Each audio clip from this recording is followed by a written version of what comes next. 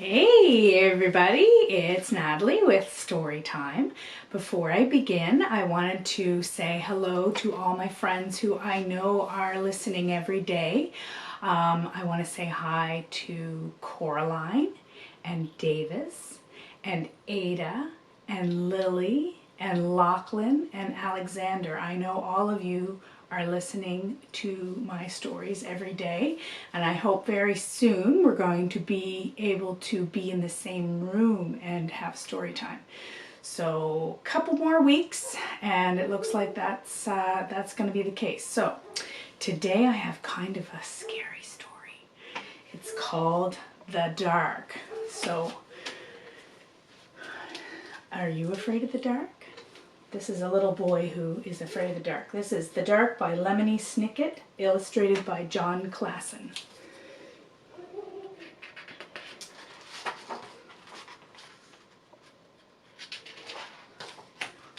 The Dark.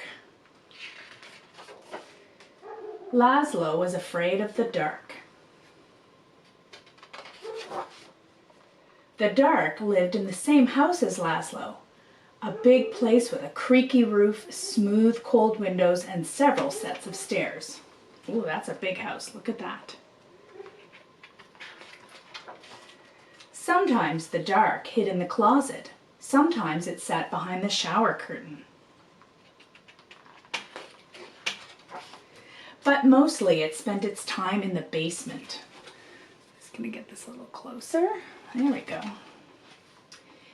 All day long, the dark would wait in a distant corner, far from the squeaks and rattles of the washing machine, pressed up against some old damp boxes and a chest of drawers nobody ever opened. At night, of course, the dark went out and spread itself against the windows and the doors of Laszlo's house. But in the morning, the dark would be back in the basement where it belonged. Laszlo would peek at the dark every morning. "Hi," he would say. "Hi, dark."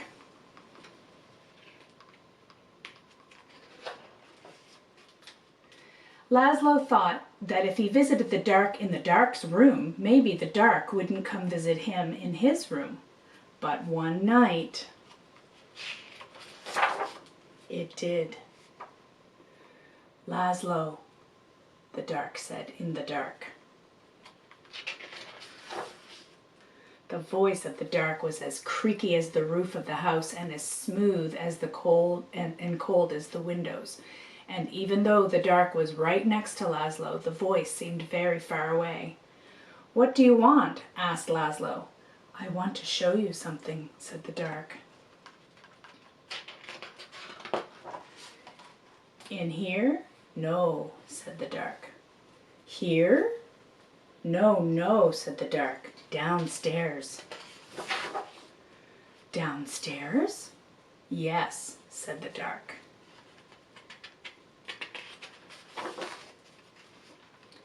In Laszlo's living room was the biggest window in the house. Laszlo looked out at all the dark outside.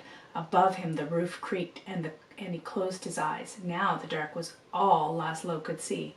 "No, no," said the dark again. "Not there. Down here."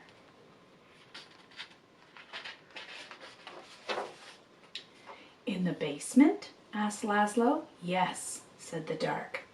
Laszlo had never dared come to the dark's room at night. "Come closer," said the dark. Laszlo came closer. "Even closer," said the dark. "You might be afraid of the dark, but the dark is not afraid of you. That's why the dark is always close by. The dark peeks around the corner and waits behind the door, and you can see the dark up in the sky almost every night, gazing down at you as you gaze up at the stars. Without a creaky roof, the rain would fall on your head, and without a smooth, cold window, you could never see outside. And without a set of stairs, you could never go into the basement where the dark spends its time. Without a closet, you would have nowhere to put your shoes, and without a shower curtain, you would splash water all over the bathroom. And without the dark, everything would be light, and you would never know if you needed a light bulb." "Bottom drawer," said the dark. What? Bottom drawer, said the dark. Open the bottom drawer. Thank you, said Laszlo. You're welcome, said the dark. By the time Laszlo got back into bed, the dark was no longer in his room, except when he closed his eyes to go to sleep. The next morning, Laszlo visited the dark in the basement. Hi, he said. Hi, dark. The dark didn't answer, but the bottom drawer was still open, so it looked like something in the corner was smiling. The dark kept on living with Laszlo, but it never bothered him again. The end. So maybe the next time it's dark, you might say hi to the dark. All right, I'll see you the next time.